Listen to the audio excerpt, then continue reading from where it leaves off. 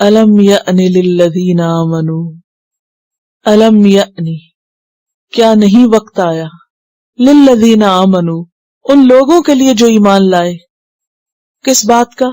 ان تخشع قلوبہم لذکر اللہ، کہ دب جائیں ان کے دل، جھک جائیں ان کے دل اللہ کے ذکر سے، اللہ کے ذکر سے ان کے دل اللہ کی طرف مائل ہو جائیں، جھک جائیں، نرم ہو جائیں، عاجزی اختیار کر لیں۔ اور یعنی کا لفظ جو ہے حمزہ نون یا سے ہے، ان یون یا انن، ایک گھڑی کے لیے آتا ہے، وقت کے لیے آتا ہے۔ کیا وہ گھڑی نہیں آئی؟ کیا وہ وقت نہیں آیا؟ کیا ابھی وہ موقع نہیں آیا؟ ان تخشع قلوبہم لذکر اللہ، اتنے سپارے پڑھ کر، اتنی باتیں پڑھ کر، اتنا کچھ جان کے ابھی بھی وہ وقت اور موقع نہیں آیا کہ ان کے دل اللہ کے ذکر کے آگے نرم پڑ جائیں، اطاعت میں لگ جائیں۔ اور تخشع کا لفظ جو ہے خشعہ سے ہے، اور خشوع قلب کا مطلب ہوتا ہے دل کا نرم ہونا، نصیحت قبول کرنا، اللہ کی اطاعت کے لیے دل کا راضی ہو جانا۔ لذکر اللہ، اللہ کے ذکر سے، یعنی اللہ کا نام آتے ہی، اللہ کا حکم آتے ہی دل جھک کیوں نہیں جاتے؟ وَمَا نَزَلَ مِنَ الْحَقِّ، اور جو اس نے اتارا حق میں سے، کیا اتارا؟ قرآن کریم، ڈائریکٹ قرآن کی طرف بات کی جا رہی ہے، خصوصی اہمیت کے لیے الگ طور پر ذکر ہے۔ دیکھیے پہلے منافقین کی بات ہوئی، اب ایمان والوں کی بات ہو رہی ہے۔ کیا ایمان والوں کے لیے ابھی وہ وقت نہیں آیا کہ ان کے دل اللہ کے ذکر سے، اللہ کے نام سے، اللہ کی یاد سے، اللہ کی بات سے نرم ہو جائیں، ریسیپٹیو ہو جائیں، جھک جائیں، اور جو بھی اللہ نے اپنی کتاب میں اتارا ہے اس کو سن کر، اس کو پڑھ کر وہ کرنے کو تیار ہو جائیں اور کر ڈالیں۔ فضیل بن عیاض کے بارے میں آتا ہے کہ وہ نیک ماں باپ کی اولاد تھے لیکن ڈاکو بن گئے تھے ماحول کے اثر سے۔ تو ایک مرتبہ کسی کے گھر میں ڈاکہ ڈالنے کے لیے سوراخ کیا تو دیکھا اندر کوئی قرآن پڑھ رہا ہے اور یہی آیت پڑھ رہا ہے، الم یأن للذین آمنوا ان تخشع قلوبہم لذکر اللہ، کیونکہ تھے تو مسلمان ہی نا اور سمجھتے بھی تھے۔ کہتے کہ اس ایک آیت نے ان کا دل نرم کر دیا اور اسی وقت کہا کہ یا اللہ وہ وقت آ گیا ہے اور میں توبہ کرتا ہوں، اور اس کے بعد وہ نیکی میں اتنے آگے بڑھے کہ زہد اور تقوی میں ایک بہت بڑا مقام حاصل کیا۔ ایسے مواقع اللہ تعالیٰ ہر ایک کو دیتا ہے، لیکن وہ تربص سے اگر باہر نکل آئے انسان اور ایک ڈیسیژن لے لے، حالانکہ وہ ڈیسیژن دنیا کے نقصان پر ہوتا ہے، لیکن اگر انسان لے جاتا ہے تو پھر اس کے لیے خیر کے دروازے کھل جاتے ہیں۔ اب یہاں اللہ تعالیٰ سوال کر رہے ہیں، کیا وہ وقت نہیں آیا؟ وہ کب آئے گا وقت؟ کس وقت کے انتظار میں ہو؟ کب ایسا ہوگا کہ تم قرآن سن کر جھک جاؤ گے اور اللہ کی بات مان جاؤ گے، تمہارا عمل بدل جائے گا؟ پھر فرمایا وَلَا يَكُونُوا، اور نہ وہ ہو جائیں، کون؟ اہل ایمان، کس کی طرح؟ كَالَّذِينَ أُوتُوا الْكِتَابَ، ان لوگوں کی طرح جنہیں کتاب دی گئی، من قبل، اس سے پہلے، کس سے؟ قرآن مجید سے پہلے، نبی صلی اللہ علیہ وسلم سے پہلے۔ فَطَالَ عَلَيْهِمُ الْأَمَدُ، تو لمبی ہو گئی ان پر مدت، طویل وقت گزر گیا۔ طالع طول سے ہے، اور اس کا مطلب ہوتا ہے کسی پر احسان کرنا، کسی کو انعام دینا، یعنی ان کو لمبی مہلت مدت مل گئی اللہ کی نعمتوں بھری۔ اور امد کا معنی ہوتا ہے مدت، وقت۔ اہل کتاب کو کتاب ملی اور کتاب ملنے کے بعد ایک لمبا عرصہ گزر گیا، فَقَسَتْ قُلُوبُهُمْ، تو ان کے دل سخت ہو گئے۔ قسط کا لفظ جو ہے یہ خشع کے اپوزٹ یہاں استعمال ہوا ہے۔ ایک خشوع قلب ہے اور ایک قسوت قلب ہے۔ قاف سین واو شدت کے لیے آتا ہے، کسی چیز کا ٹھوس ہونا، سنگ دل ہونے کے لیے۔ یعنی اہل کتاب کے پاس کتاب تھی، ایک لمبا عرصہ کتاب پڑھتے پڑھاتے رہے اور پھر کتاب کی روح کو فراموش کر بیٹھے۔ فَقَسَتْ قُلُوبُهُمْ، دل سخت ہو گئے۔ وَكَثِيرٌ مِّنْهُمْ فَاسِقُونَ، اور بہت سے ان میں سے فاسق بنے ہوئے۔ اللہ کی حدوں سے نکلے ہوئے. اے امت محمد صلی اللہ علیہ وسلم، تم سے پہلے موسیٰ اور عیسیٰ علیہ السلام کی امتوں کو بھی کتاب ملی تھی. ابتدا میں ان کے دل بھی بہت نرم تھے، ان کے بھی ابتدائی ماننے والے بہت اچھے تھے، لیکن پھر کیا ہوا؟ وقت گزرنے کے ساتھ ساتھ لوگوں کے اندر اصل پیغام سے دوری ہوتی گئی. وَنَسُوا حَظًّا مِّمَّا ذُكِّرُوا بِهِ، اس نصیحت کا ایک بڑا حصہ انہوں نے بھلا دیا. اب نتیجہ کیا ہوا؟ فَقَسَتْ قُلُوبُهُمْ، وہ سنگ دل بن گئے. وَكَثِيرٌ مِّنْهُمْ فَاسِقُونَ، اور ان کی اکثریت غلط کام کرنے لگی، اللہ کی حدود سے باہر نکل آئی. نبی صلی اللہ علیہ وسلم نے کیا فرمایا تھا؟ خیر القرون قرنی ثم الذین یلونہم ثم الذین یلونہم، سب سے بہترین دور میرا دور ہے کہ جس میں کتاب اتری تھی. ہم دیکھتے ہیں کہ اس وقت صحابہ کرام بعض اوقات ایک آیت پڑھتے، ایک آیت سنتے، تھوڑا سا قرآن پڑھتے، لیکن ان کا عمل بہت زیادہ ہوتا تھا، بہت بڑا ہوتا. پھر اس کے بعد تابعین کا دور آیا، اس میں بھی بہت خیر رہی. پھر تبع تابعین کا دور ہے، اس میں بھی خیر رہی. پھر آہستہ آہستہ وہ اثر پذیری اس کتاب کی کم ہوتی گئی. پھر بعد کے ادوار میں لوگ اس کو پڑھتے بھی رہے لیکن اس کا پورا حق ادا نہیں کیا، اور بھول ہی گئے کہ یہ کتاب کس لیے آئی تھی اور اس امت کو کس لیے اٹھایا گیا تھا اور ان کا مقصد زندگی کیا تھا. فَقَسَتْ قُلُوبُهُمْ، نتیجہ کیا ہوا؟ میجورٹی نافرمان، مسلمانوں کی کثرت اللہ کے دین سے دور. اعلموا، خوب جان لو، کس بات کو؟ ان اللہ یحیی الارض بعد موتها، بے شک اللہ زندہ کرتا ہے زمین کو اس کی موت کے بعد. اعلموا امر کا صیغہ ہے، یہاں حصول علم کی تاکید کی جا رہی ہے. اور کس علم کی؟ کس بات کو جاننے کی؟ کہ اللہ زمین کو اس کی موت کے بعد زندہ کر دیتا ہے. یعنی اگر دل سخت ہو جائیں تو ان کی نرمی کا سامان بھی موجود ہے. اور وہ کیا ہے؟ زمین کیسے نرم ہوتی؟ زمین زندہ کیسے ہوتی؟ بارش سے. اور دلوں کی بارش کیا ہے؟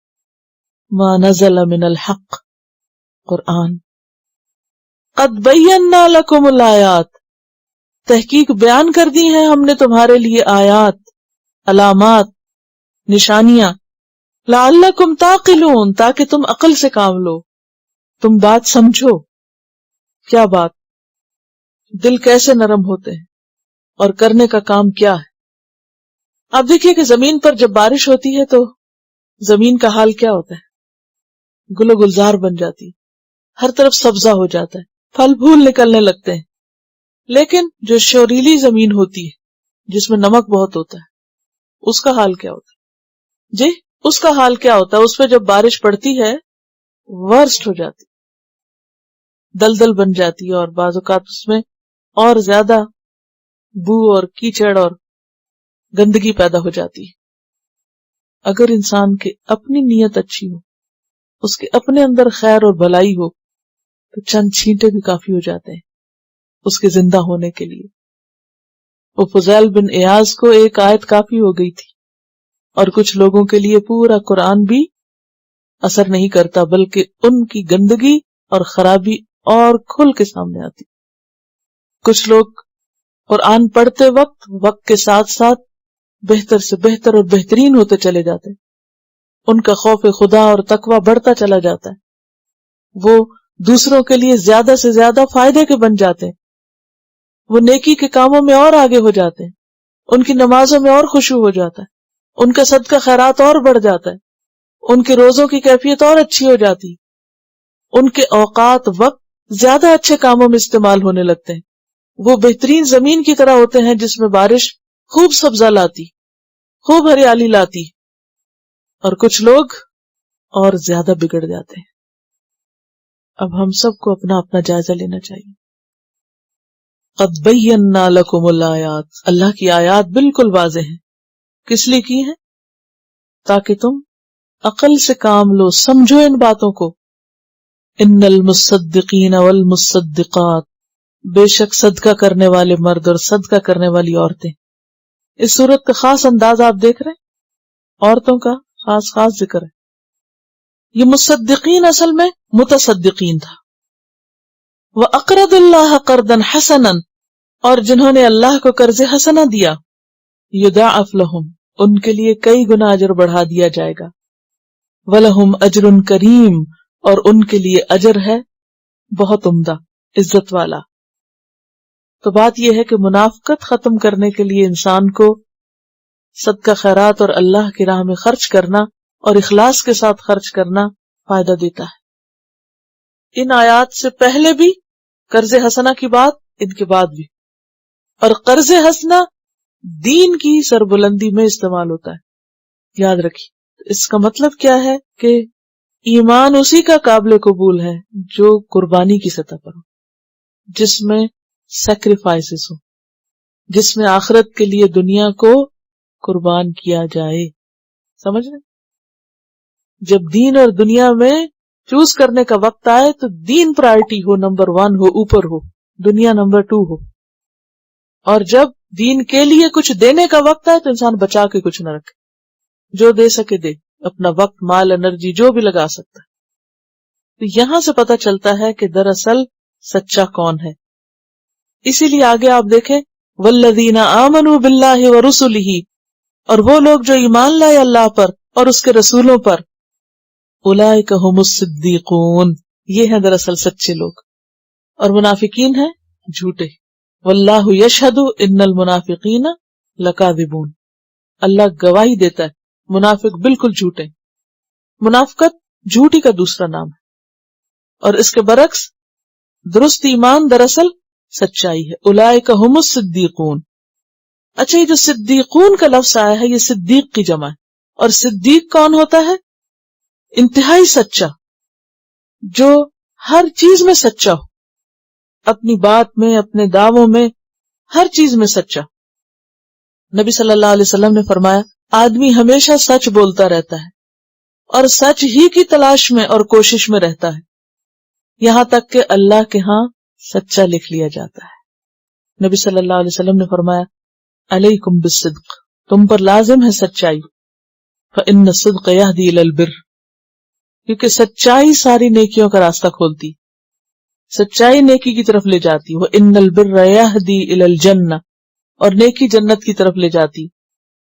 ولا یزال الرجل یصدق، اور ایک انسان ہمیشہ سچ بولتا رہتا ہے، ویتحری الصدق، اور سچ کی تلاش میں رہتا ہے، حتی یکتب عند اللہ صدیقا، یہاں تک کہ اللہ کے ہاں صدیق لکھ لیا جاتا ہے۔ وإیاکم والکذب فإن الکذب یہدی الی الفجور وإن الفجور یہدی الی النار، ولا یزال الرجل یکذب ویتحری الکذب حتی یکتب عند اللہ کذابا، یہ بخاری کی روایت ہے۔ پھر فرمایا اعلموا، جان لو، معلوم کر لو، کیا انما الحیات الدنیا، سوائے اس کے نہیں کہ دنیا کی زندگی، حیات دنیا کیا ہے؟ لعب کھیل، ولہو اور لہو، وزینت اور رونق، ظاہری سجاوٹ، زینت، وتفاخر اور ایک دوسرے پر فخر جتانا، بینکم آپس میں، وتکاثر اور ایک دوسرے سے کثرت حاصل کرنا، فی الاموال والاولاد، مالوں میں اور اولادوں میں، مال و اولاد میں ایک دوسرے پر فوقیت لے جانا۔ انسان بہت سے علم رکھتا ہے، بہت سے علم جانتا ہے، بہت سی چیزیں اسے معلوم ہوتی ہیں، لیکن 5 باتوں کا علم کس کس کو ہے؟ اور وہ علم جو علم یقینی ہو کہ واقعی یہ حقیقت ہے کہ دنیا کی یہ زندگی چند دن کی رونق ہے، اور اللہ کے پاس پہنچ کر انسان کو سمجھ آئے گی کہ ان رونقوں کی کوئی حقیقت ہی نہیں، کوئی حیثیت ہی نہیں، کوئی ویلیو ہی نہیں۔ کیا ہیں وہ چیزیں جن کے پیچھے انسان دوڑتا ہے اور لپکتا ہے؟ لعب، کھیل، کھیل سے انسان کو بہت دلچسپی ہوتی، اور آپ نے دیکھا ہوگا کہ بچے اپنی زندگی کا آغاز کس سے کرتے؟ کھیل سے۔ اور پھر ہم نے اس بات پہ سمجھوتا کیا ہوا کہ یہ تو بس کھیلنے ہی کے دن ہے اور ان کو کھیلنا ہی چاہیے، اور صرف کھیل ہی میں لگائے رکھتے ہیں، اور وہ پھر کھیل کبھی ساری زندگی ختم ہی نہیں ہوتی، سنجیدگی آتی ہی نہیں۔ تو اگرچہ بچپن میں انسان کی زندگی کا زیادہ حصہ کھیل کود میں گزرتا مگر اس کی بھی لمٹ ہونی چاہیے. ابتدائی تربیت میں ہی، آغاز میں ہی اس کھیل کود کو ایک لمٹ کے اندر ہونا چاہیے. اور کھیل کود کس سے ہوتا ہے؟ جوارح سے. اب تو جوارح کا مطلب آتا ہے نا، یعنی ہاتھ پاؤں، جسمانی ایکٹیویٹی کا نام ہے کھیل، لعب. اور بنیادی طور پر ہاتھ پاؤں اور جسم سے ہم جو بھی کوئی بھاگ دوڑ کوشش کر رہے ہوتے ہیں وہ اوور آل سبھی ایک کھیل ہے. ایک وہ کھیل ہے جس کو کھیل کا نام دیا جاتا ہے، اور ایک وہ کام ہے جس میں ہمارا جسم انوالو ہوتا ہے. ہم بازار جا رہے ہیں، چل رہے ہیں، دیکھ رہے ہیں، خرید رہے ہیں، بیچ رہے ہیں، انجوائے کر رہے ہیں. کچھ لینا ہے تب بھی نہیں لینا تب بھی چیزوں کو اٹھا رہے ہیں، رکھ رہے ہیں، دیکھ رہے ہیں. یہ سب کیا ہے؟ کھیل. کیونکہ ضرورت تو نہیں ہے نا. ہاں، جو چیز آپ ضرورت کے لیے لینے جاتے ہیں اور ضرورت کی جگہ پہ جاتے ہیں وہ کھیل نہیں، کیونکہ وہ آپ سنجیدہ ہیں، سنجیدگی ہے وہاں پر. آپ ایک بامقصد انسان ہیں، جو چاہیے آپ کو وہاں گئے، آپ نے لیا اور واپس آئے. اسی طرح باقی ہمارے کام جو ہیں ان میں بھی ہم دیکھیں، زندگی کی جتنی بھی بھاگ دوڑ ہے اگر وہ بے مقصد ہے، بے معنی ہے، تو وہ کھیل ہی ہے، کیونکہ اٹس جسٹ فار انجوائمنٹ. تو دنیا کی زندگی کیا ہے؟ کھیل ہے. اور کیا ہے؟ لہو ہے. لہو کیا چیز ہوتی ہے؟ لہو انسان کا کسی ایسی چیز میں مشغول ہو جانا جو اس کو اس سے زیادہ اہم کام سے غافل کر دے. اور لہو جو ہوتا ہے یہ دل کا ہوتا ہے، اور بنیادی طور پر دل کی جو غفلت ہے اس کے لیے لہو کا لفظ آتا ہے. لہو کیا ہے؟ دل کی غفلت، دل کی کیفیت. یعنی انسان اہم چیز سے غافل ہو جائے اور غیر اہم کی طرف مشغول ہو جائے. اگر انسان غیر اہم کی طرف، کم اہم کی طرف مشغول ہے لیکن اہم سے غافل نہیں، مثلا دنیا کے کاموں میں لگا ہوا ہے، اس کی بڑی پسند کے، دلچسپی کے، اس کی انٹرسٹ کے کام ہیں، خوب اس میں کھبا ہوا ہے، لیکن اس کا دل اٹکا ہوا ہے، دھیان کدھر لگا ہوا؟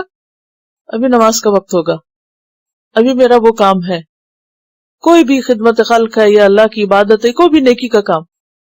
مثلا انسان کبھی دوستوں کی محفل میں ہوتا ہے، بات چیت گپ شپ سب چل رہی ہوتی ہے، کبھی کھانا کھا رہا ہوتا ہے، کبھی کہیں سیر کر رہا ہوتا ہے.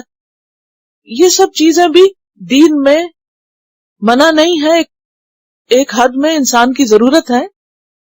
لیکن ایسے تمام مشغلوں میں جس میں ہم خوب انجوائے کرتے ہیں، ضرورت کس چیز کی ہے؟ ایک بندہ مومن کا طریقہ کیا ہوتا ہے کہ وہ اصل سے غافل نہ ہو، اپنے فرض سے غافل نہ ہو. نبی صلی اللہ علیہ وسلم کا طریقہ کیا تھا؟ حضرت عائشہ کیا فرماتی کہ آپ ہمارے درمیان ہوتے، ہنسی کھیل ہو رہا ہوتا، لیکن جو ہی اذان کی آواز آتی آپ اجنبی ہو جاتے اور آپ مسجد چلے جاتے.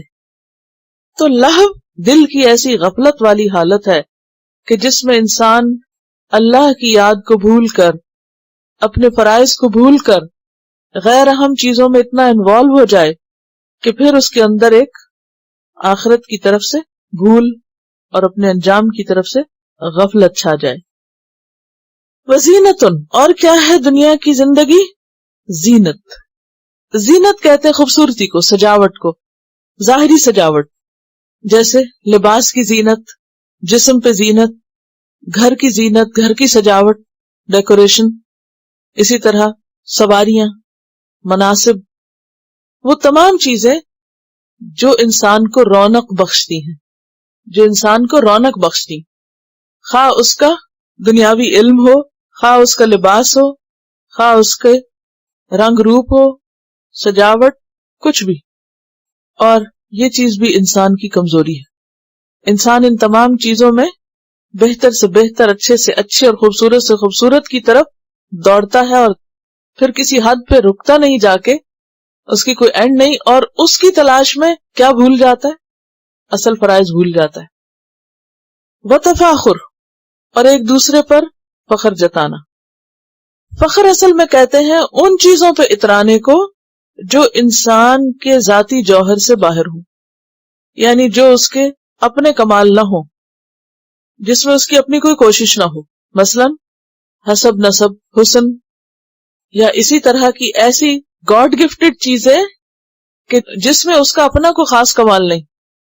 اب دیکھیے کہ ہر انسان کو اللہ سبحانہ و تعالیٰ نے کوئی نہ کوئی چیز ایسی دی ہوتی ہے کہ جو دوسروں کو نہیں دی ہوتی، چاہے عقل سمجھ کی فراوانی ہے، چاہے ذہانت کی فراوانی ہے، چاہے بولنے کا ڈھنگ ہے، چاہے مختلف کاموں کو اچھے طریقے سے کرنے کا سلیقہ ہے، یا پھر کسی خاص بڑے خاندان سے ہے کوئی، یا اس کو بچپن سے ہی ایسا ماحول ملا کہ جو بہت ہی دنیاوی عیش و عشرت سے مالا مال ہے. تو ایسی چیزیں انسان نے خود تو ان کے لیے کچھ نہیں کیا، وہ تو اللہ نے اس کو دیا تھا. اگر آپ کسی خاص گھر میں پیدا ہوئے، کسی خاص شہر میں، کسی خاص ملک میں، کسی خاص خاندان میں، تو اس میں فخر کی کیا بات ہے؟ آپ کا اس میں کیا کمال ہے؟ کیا کمال ہے؟ اگر کسی کو اللہ نے حسن دیا تو انسان کا کیا کمال ہے؟ اگر کسی کو سوچنے کی صلاحیت دی، انسان کا اپنا کیا کمال ہے؟ کس نے دیا ہے؟ اس نے دیا ہے. تو فخر پھر کیا ہے؟ ایسی چیزوں کو موضوع گفتگو بنائے رکھنا کہ جس میں انسان کا اپنا کوئی ذاتی کمال نہیں. تو وہ کیا ہے؟ انسان اتراتا ہے، دوسروں پر اپنی بڑائی جتاتا ہے، جسے خود ستائی نہیں کہتے، ویسے تو خود کو ستانا ہی ہوتا ہے، وہ خود ستائی یا اپنی بڑائیاں یا اپنی خوبیاں یا اپنی اچھائیوں کا ذکر، اور وہ بھی وہ جس میں اپنا کچھ کمال نہیں. کیونکہ اگر انسان نے خود کسی چیز میں محنت کی ہے، کچھ کیا ہے، اور پھر اس کو اگر وہ کہتا ہے کہ یہ میں نے بنایا، یہ کیا ہے، تو ایک الگ بات ہے. لیکن جو آپ نے خود کیا ہی کچھ نہیں، اس میں اس پر آپ دوسروں پہ کس طرح کر رہے ہیں؟ آپ فلاں اونچے خاندان سے ہیں، سو کالڈ، اس میں آپ نے کیا کیا؟ کس لیے کر رہے ہیں؟ اس بات کا بار بار کیوں ذکر کیے چلے جا رہے ہیں کہ آپ فلاں خاندان سے، یا آپ کی فلاں ذات ہے؟ شاید آپ کے ہاں یا اس ماحول میں اس کی اتنی اہمیت نہ ہو، لیکن جن علاقوں میں اور جن جگہوں پر خاندان اور حسب نسب کے بہت، خصوصاً عربوں کے ہاں یہ سلسلہ بہت تھا. اب یاد ہے نبی صلی اللہ علیہ وسلم کے پاس ایک وفد ہے، آپ نے پوچھا بھی کیوں آئے؟ تو کہنے لگے فخر بیان کرنے آئے، یعنی اپنے خاندانوں کے کارنامے بیان کریں گے، اپنے آبا و اجداد کے. پدرم سلطان بود، میرا باپ بادشاہ تھا اور اس کے ایسے اور ایسے کمالات اور جوہر تھے. بھی تھے، تمہارا اس میں کیا کمال؟ تو عربوں کے ہاں اس کو ایک ہنر سمجھتے اور ایک مشغلہ تھا. یہ جہاں بیٹھے حج پہ جاتے، جو سراسر اللہ کی عبادت کا موقع تھا، وہاں کیا کرتے؟ جا کے آبا و اجداد کا ذکر شروع کر دیتے اور لمبی چوڑی کہانیاں بیان کرتے. تمہارا کیا کمال ہے اس میں؟ تو اس کو فخر کہتے ہیں. ٹھیک ہے، تفاخر. اور تفاخر کلس باب کس سے ہے؟ تفاعل. اور تفاعل میں کیا ہوتا ہے؟ دو لوگوں کا باہم کرنا، یعنی کسی کے ساتھ مل کے ایک بیان کر رہا ہے اپنا سلسلہ حسب نسب، اور دوسرا اس سے بڑھ چڑھ کر اوپر جا رہا ہے، اور پھر وہ ایک اور پوائنٹ لاتا ہے اور وہ دوسرا، تو وہ ایک دوسرے کے سامنے یعنی خوب خوب مقابلہ کرنا اس میں. اور تکاثر جو ہے کثرت سے ہے، کیونکہ وہ اس پہ بہت فخر کرتے تھے. نحن اکثر اموالا و اولادا، ہمارے مال اور اولاد زیادہ ہے.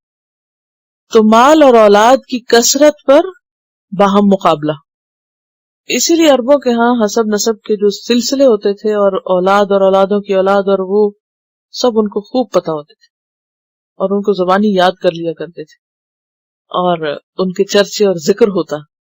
اور چونکہ باہم لڑنے جگڑنے کا مشغلہ تھا، تو اس میں بھی کثرت اولاد جو تھی وہ ایک میرٹ شمار ہوتی تھی، اور اس میں بھی پھر خصوصاً بیٹوں کا ہونا، اور پھر اس کے لیے کئی کئی شادیاں کرتے تھے تاکہ زیادہ سے زیادہ اولاد پیدا ہو. یعنی یہ زیادہ شادیوں کے پیچھے بھی بنیادی طور پر زیادہ اولاد کا حصول مقصود تھا. اور پھر اسی طرح مال میں، اور مال بڑھاتے تھے عرب خاص طور پر لوٹ مار کر کے، اور اس پر پھر فخر بھی کرتے.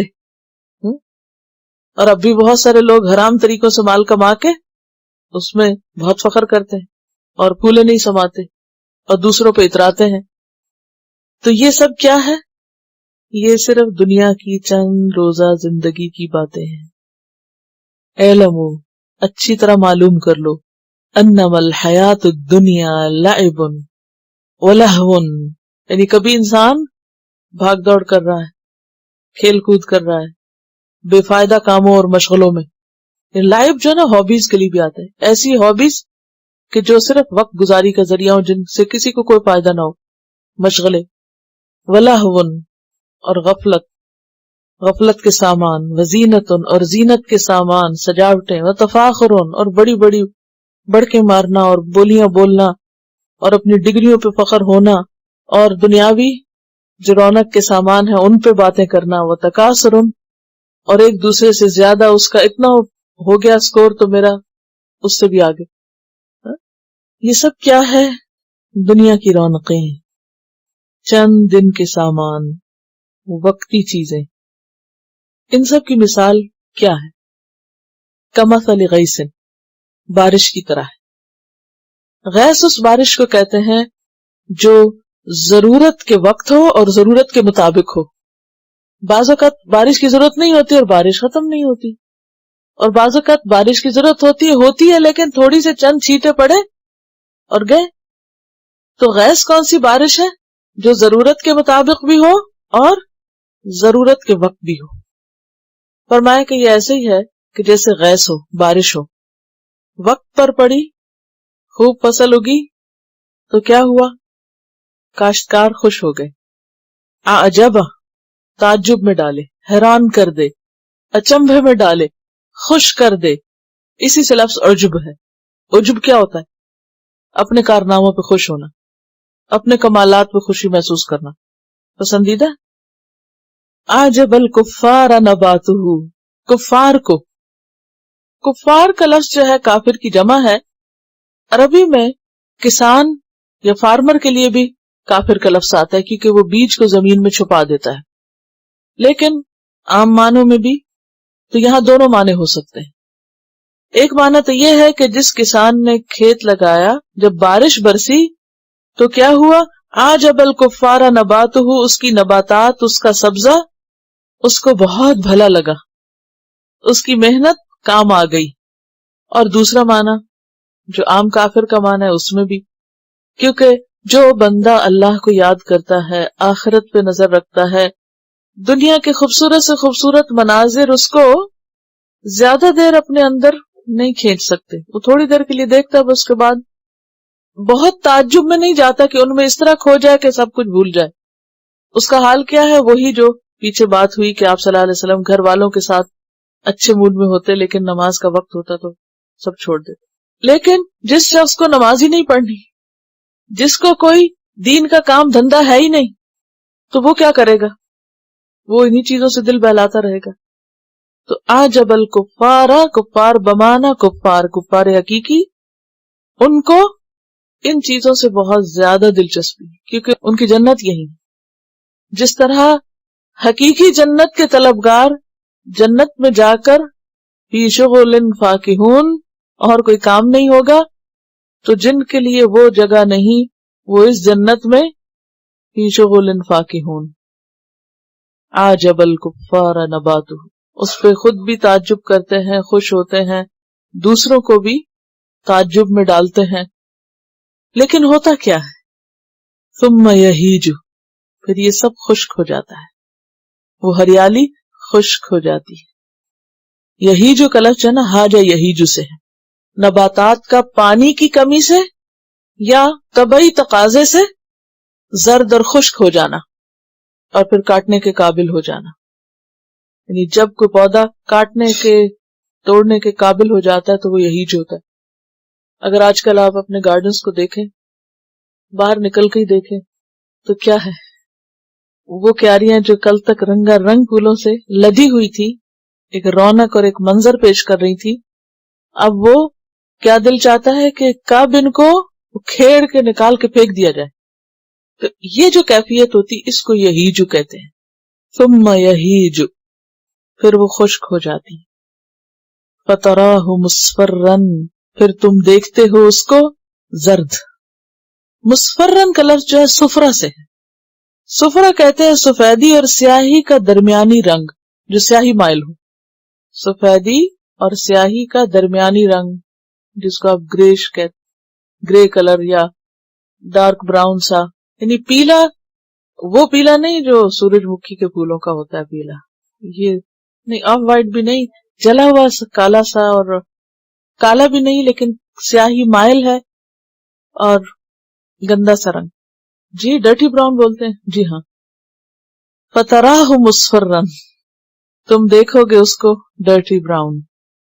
ثم یکون حطاما، پھر کیا ہو جاتا ہے وہ چورا چورا. حطما، حتم کہتے ہیں ٹوٹ پھوٹ ہونے کو، پھر وہ چورا چورا ہو جاتا ہے. کیونکہ اگر آپ نہیں بھی نکالتے، ان پتوں کو نہیں اٹھاتے، نہیں سمیٹتے، تو پھر کیا ہوتا ہے، وہ بےچارے اڑ اڑ کے اور پھر بارش پڑتی، پھر گل سڑ کے پھر ختم ہو جاتے ہیں. وفی الآخرۃ عذاب شدید، اور آخرت میں عذاب شدید انتظار کر رہا ہے.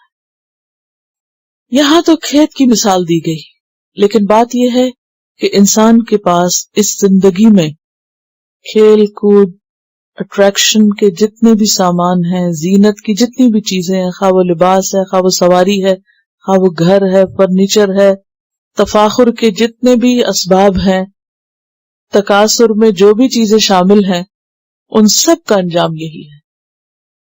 ایک وقت وہ اپنے جوبن پر ہوتی ہیں، پھر آہستہ آہستہ وہ جوبن ختم ہونے لگتا ہے، پھر وہ خشک ہونے لگتا ہے.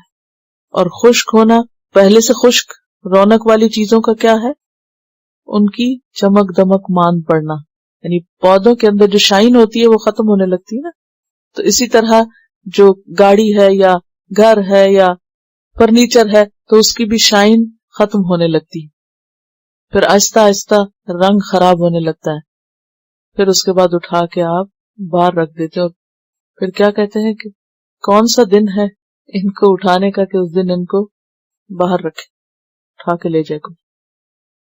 اتنے شوق سے لائے تھے، اور اس دن آپ کی ایکسائٹمنٹ کا کوئی حال نہیں تھا جس دن آپ اس سارے فرنیچر کو گھر لا رہے تھے اور ہر آنے والے کو دکھا رہے تھے، اور ہر آنے والا پوچھ رہا تھا کہ یہ کہاں سے خریدا اور کتنے میں خریدا، اور ایک سے ایک بڑھ کے تعریفیں کر رہا تھا.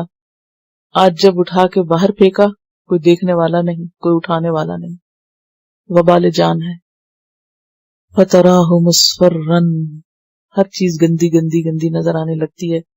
ثم یکون حطاما، اور پھر اٹھا کے اس سارے کچرے کو اور چوری کر دیتے ہیں، سب ختم ہو جاتا. کبھی گاڑیوں کا قبرستان دیکھا، ان کا کیا حال ہوتا ہے، ان پہ جو زنگ چڑھتا ہے.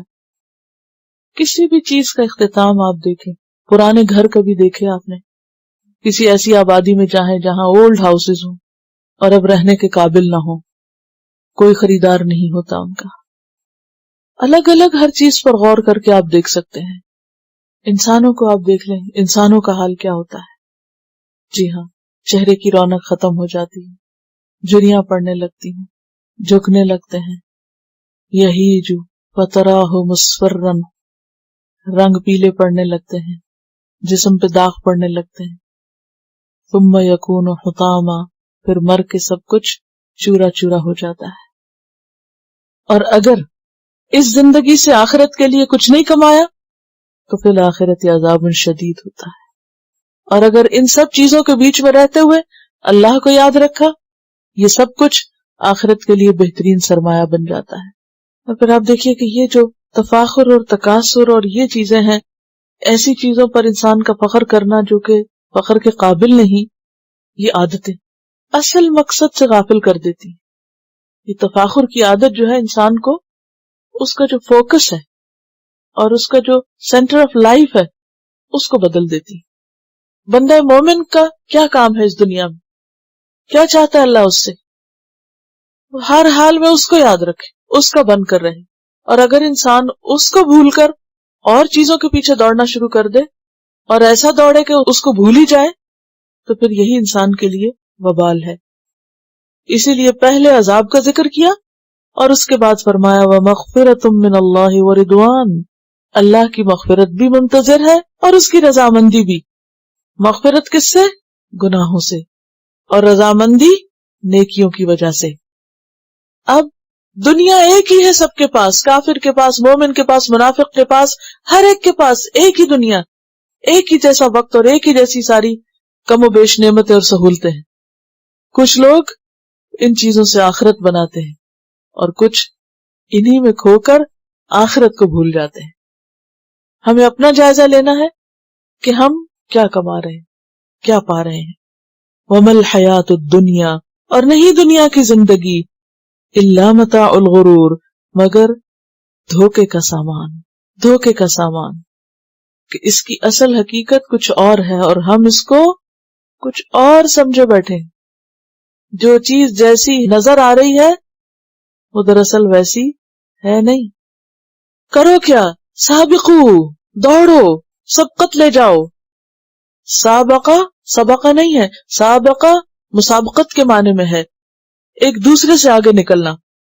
یعنی ان چیزوں کا، اپنی عمر کا، صحت کا، جوانی کا، قوتوں کا کچھ بھروسہ نہیں، کس وقت چلی جائیں. آج ہے اور کل نہ ہو، لہذا کیا کرو؟ ایک دوسرے سے آگے بڑھو، کمپیٹ کرو. یہ نہیں کہا یہ دنیا کے مال میں کمپیٹ کرو، کس میں کمپیٹ کرو؟ نیکی میں. دوڑو اور ایک دوسرے سے آگے بڑھنے کی فکر کرو.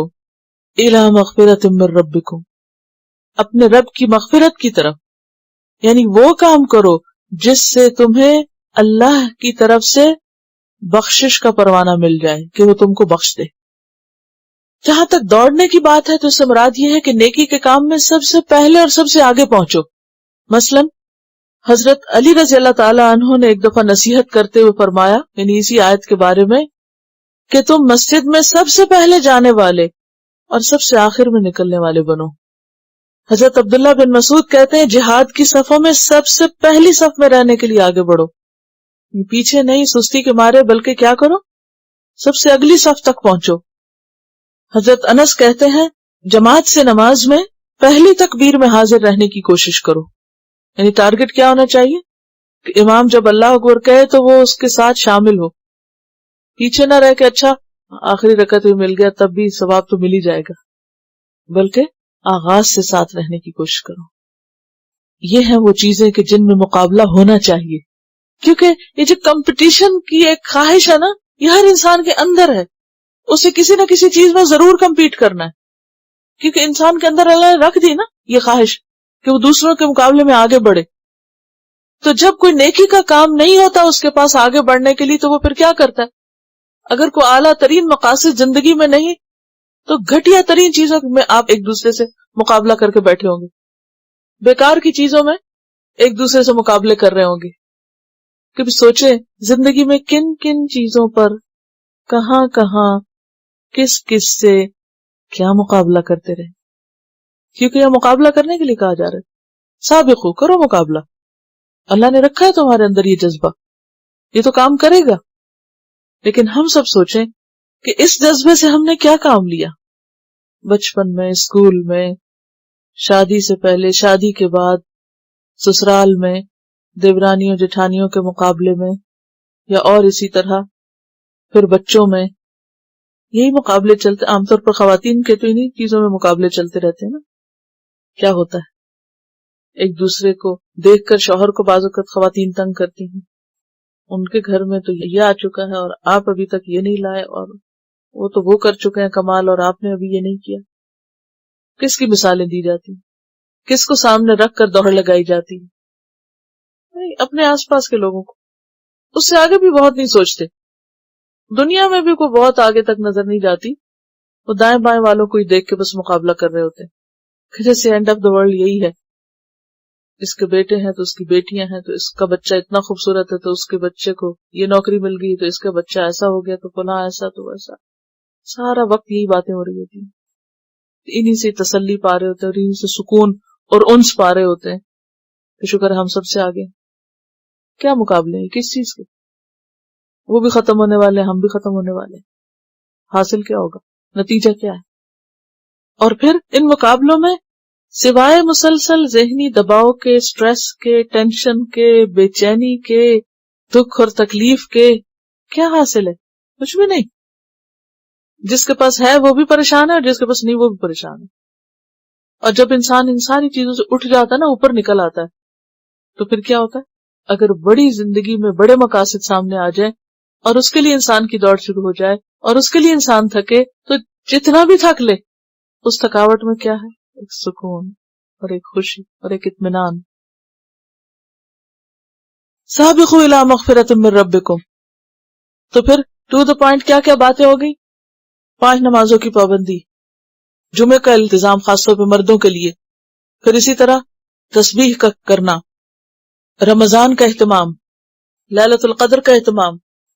سابقوا الی مغفرۃ من ربکم وجنۃ، اور جنت کی طرف دوڑو، عرضھا، جس کا عرض، جس کا پھیلاؤ، جس کی وسعت، کعرض السماء والارض، آسمان و زمین کے برابر ہے، آسمان و زمین کے پھیلاؤ کی طرح ہے. کوئی ناپ سکتا ہے آسمان و زمین کا پھیلاؤ؟ تو زمین کا تو آپ نے ناپ لی، لیکن آسمان کا کیسے ناپیں گے؟ نہیں ناپ سکتے. اسی لیے آتا ہے بخاری کی روایت میں، اقل اہل الجنت منزلتاً، کیا معنی؟ اقل، سب سے قلیل، چھوٹا، اہل الجنتی، جنت والوں میں سے، منزلتاً، منزلت کے اعتبار سے، رتبے کے اعتبار سے، اپنی جنت کے وسعت کے اعتبار سے، من ينظر الى ملکہ، جو اپنی بادشاہت کی طرف دیکھے گا، مسافت 2000 سنہ، 2000 سال کی مسافت برابر. یہ سب سے کم تر درجے کی جنت والے کا حال ہوگا. اور ہم کن چیزوں کی طرف دوڑتے رہتے ہیں؟ کیا پانے کے لیے ساری محنتیں لگا دیتے ہیں. اور وہاں سب سے کم جنت جس کے پاس ہوگی، وہ جنت بھی اتنی بڑی ہوگی کہ جو صرف دیکھنے کے لیے دنیا میں 2000 سال چاہیے. چلتے جاؤ چلتے جاؤ چلتے جاؤ، پھر جا کے کہیں ختم ہوگی. تو اتنی زندگی کس کے پاس ہے؟ وہاں تو خیر انسان کو اللہ تعالیٰ قوتیں اور طاقتیں ہی زیادہ دے دے گا کہ جس کی بنیاد پر انجوائے کر سکے. یعنی قوت اور وسعت، ہر چیز زیادہ ملے گی انسان کو. وَجَنَّةٍ عَرْضُهَا كَعَرْضِ السَّمَاءِ وَالْأَرْضِ. لیکن آپ کو پتا ہے وہ جنت جو ہے نا بیرن ہے، اس میں کچھ اگا ہوا نہیں ہے. زمین اتنی ہے آپ کے پاس، وہاں جا کے کچھ نہیں اگا سکتے، ایک پودا نہیں لگا سکتے آپ. وہ سارے یہاں لگانے ہیں. جی سب یہی لگانے. اچھا دنیا میں کیا ہوتا ہے؟ اچھا جب شفٹ ہو جائیں گے کسی گھر میں تو پھر وہیں جا کے ڈیکوریٹ کرتے رہیں گے، سارا ساتھ ساتھ ہوتا رہے گا. ایسے کرتے نا، ساتھ ساتھ ہوتا رہے گا. وہاں نہیں کچھ ساتھ ہو سکتا، یہیں سے کرنا پڑے گا. معراج پر جب نبی صلی اللہ علیہ وسلم تشریف لے گئے تھے تو حضرت ابراہیم علیہ السلام نے آپ کو ایک پیغام دیا تھا ہم سب کے لیے. آپ نے فرمایا تھا اقرأ امتک منی السلام، اپنی امت کو میری طرف سے سلام پہنچانا. کیونکہ دعا مانگی تھی نا ہم سب کے لیے حضرت ابراہیم نے کہ ایک امت اٹھانا. کتنے اواہ منیب اور حلیم، کیا دل تھا ان کا نا انسانوں کے لیے. میری طرف سے ان کو سلام دینا، وَأَخْبِرْهُمْ، اور ان کو ایک خبر دینا، ان الجنت قیعان، کہ جنت سپاٹ لیس ہے. قیعان یعنی بنجر میدان ہے. وَأَنَّ غِرَاسُهَا، اور اس کے پودے سبحان اللہ والحمد للہ ولا الہ الا اللہ واللہ اکبر ہے، وہ اگا کر آئیں. یہ ترمذی کی روایت ہے. یہ ذکر اور یہ نیکی کے کام یہاں کر کے جائیں تاکہ خوبصورت جنت پائیں. وَجَنَّةٍ عَرْضُهَا كَعَرْضِ السَّمَاءِ وَالْأَرْضِ أُعِدَّتْ لِلَّذِينَ آمَنُوا بِاللَّهِ وَرُسُلِهِ، تیار کی گئی ہے ان لوگوں کے لیے جو ایمان لائے اللہ پر اور اس کے سارے رسولوں پر، جیسا کہ ایمان لانے کا حق ہے. اب شاید آپ یہ سوچ رہے ہوں کہ اگر ایک بندے کی اور سب سے کم درجے والے کی اتنی بڑی جنت ہے تو باقیوں کا کیا ہوگا؟ اور وہ کہاں ہوگی پھر اتنی بڑی جگہ؟ دنیا میں تو لینڈ ختم ہو جاتی ہے. اب کئی ملک ایسے ہیں بہت ترقی یافتہ ہے، زمین ہی نہیں ہے ان کے پاس، پتہ نہیں کتنی کتنی ملٹی سٹوریز گھر بنا رہے ہیں، اور ایک ایک امیر ترین بندے کے پاس بھی زمین پہ گھر نہیں ہے، وہ سب اپارٹمنٹس میں ہی ہیں، اور اس میں بھی اتنی چھوٹی چھوٹی جگہ ہیں کہ ہر چیز گڑیا کا گھر نظر آتی. اور وہاں ایک ایک شخص کے پاس کتنی لینڈ ہوگی، کتنی وسعت ہوگی. اور یہ کم درجے کی بات ہے، بڑے کی تو بات ہی چھوڑ. اب آپ کو اگر ذہن میں یہ خیال ستا رہا ہو کہ کیا اللہ کے پاس اتنی جگہ ہے، تو آپ کو پھر وہ یاد رہے کہ 7 آسمان اور یہ زمین کیا ہے اس کی کرسی کے مقابلے میں، چھوٹے سے کوائن کی طرح. تو اس کی جو سلطنت ہے اور اس کا جو اقتدار ہے وہ اتنی بڑی جگہ پہ ہے کہ آپ سوچ بھی نہیں سکتے. اس کے خزانوں میں کچھ کمی نہیں. اور پھر عرش، اور عرش کے پاس جنت الفردوس، یہ سب کچھ ہمارے پیمانوں سے بہت آگے. اور چونکہ ہمارے ذہن میں یہ وسعت آتی نہیں ہے، لہٰذا پھر ہم اسی حقیر دنیا کے پیچھے بھاگنا شروع کر دیتے ہیں، اسی کو ہی زندگی موت سمجھ لیتے ہیں، اور ساری محنت انہی چیزوں کو سجانے بنانے میں گزار دیتے ہیں، لگا دیتے ہیں. پھر فرمایا ذالک فضل اللہ، یہ اللہ کا فضل ہے. کون سا؟ کہ جس کو یہ سب مل جائے.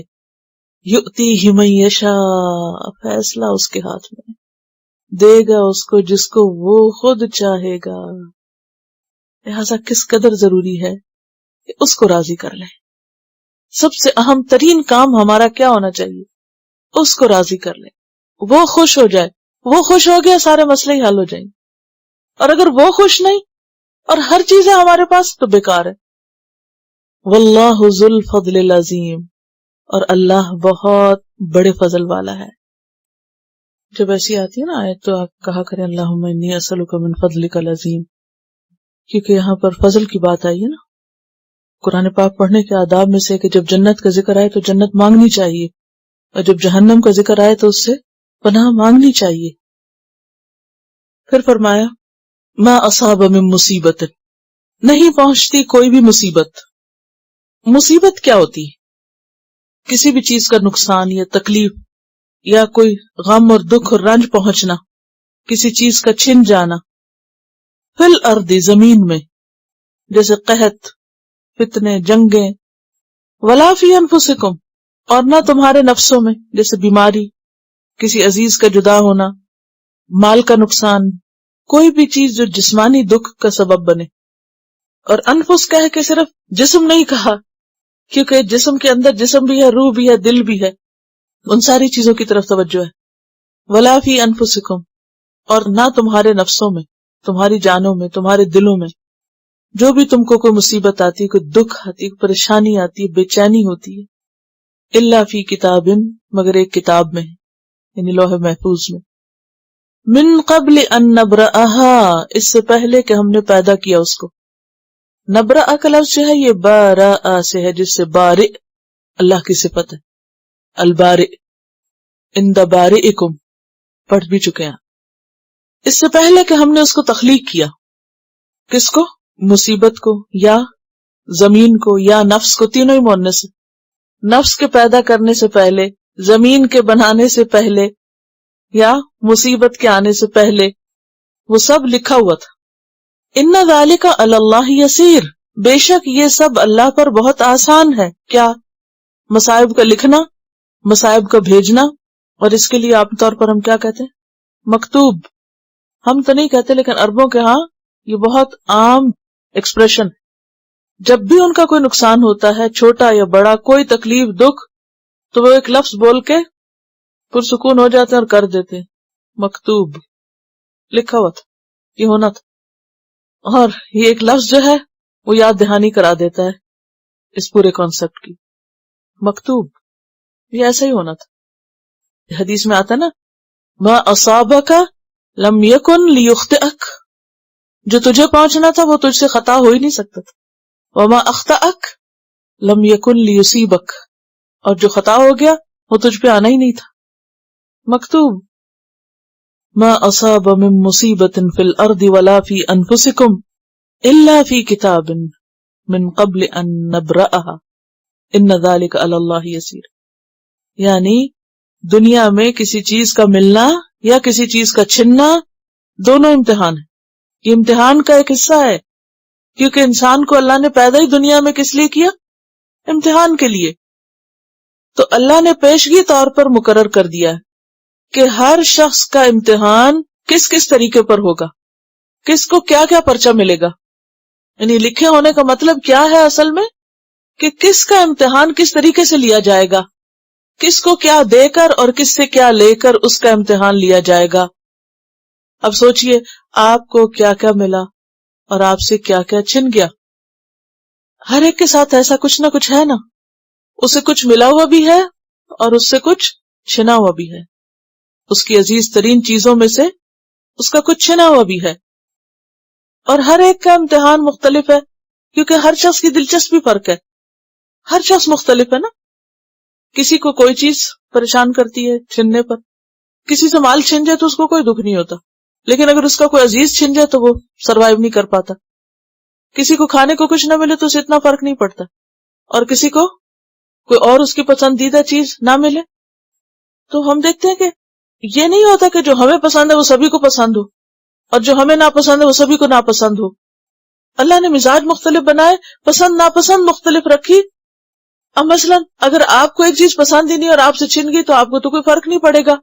اب کسی اور سے چھن گئی تو آپ کہیں گے لو دیکھو کیسا پاگل ہے، اس پہ بھی کچھ ہوتا ہے. نہیں بھی اس کے لیے وہی بہت اہم تھی، اس لیے وہ اس پہ رو رہا ہے. تو مکتوب کا مطلب کیا ہے؟ دراصل اس کا یہ مطلب نہیں کہ اللہ نے ہاتھ پاؤں باندھ کے مارے ہمیں بے بس کر دیا، بس لکھا ہوا اب کچھ کرو کراؤ نہیں. اس کا مطلب یہ ہے کہ اللہ نے ہر ایک کے امتحان کا طریقہ لکھ رکھا ہے، کس کو کیا دے کے آزمانا ہے، کس سے کیا لے کے آزمانا ہے. آزمائش ہے، یہ امتحان ہے. کیا دیکھنے کے لیے؟ کرتے کیا، رسپانس کیا ہے. رسپانس کیا؟ What's your response, what's your reaction, ایکم احسن عملا. جب کچھ ملا تو کیا کیا، اور جب کچھ گیا تو کیا کیا، وہ لکھ لیا جاتا ہے.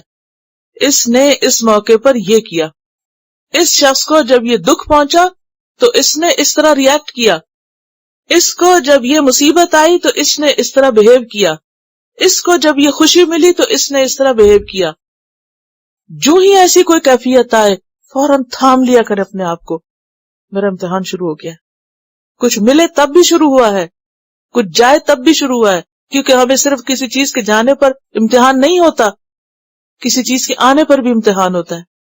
کسی نعمت کے مل جانے پر بھی امتحان شروع ہو جاتا ہے انسان کا. اب کیا کرتا ہے یہ؟ کیا رسپانس ہے اس کا؟ عام روٹین سے ہٹ کے ذرا سی بھی کوئی چیز اوپر نیچے ہو، فوراً سوچا کر امتحان شروع ہو گیا. اور امتحان جب ہوتا ہے تو انسان کی کیفیت کیا ہوتی ہے؟ غفلت، الرٹ ہو جاتا ہے.